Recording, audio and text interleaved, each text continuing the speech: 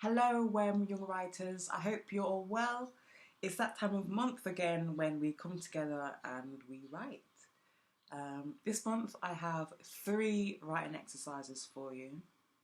The first one is a simple writing warm-up exercise, sorry.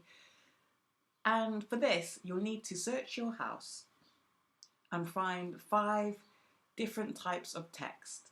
So it could be a book or a newspaper, a recipe, a leaflet, a menu, song lyrics.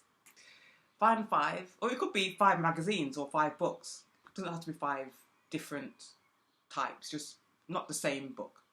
So 5, choose your selected texts and skim through them and select 1 line from each.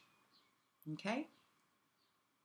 And then I'd like to spend 10 minutes and try and weave together these lines somehow. They don't have to stay in the original state in a sentence. You can mince them up, chop them up somehow, if you want to, or you can try and have them in the original sentence. It's up to you. There's a bit of leeway there. But 10 minutes, don't think too hard, don't get too upset if you can't do it. Just a bit of fun. So 5 different texts, a book, a magazine, a menu. Choose 5 lines, 1 from each, and then try and link together those lines somehow and see what you come up with.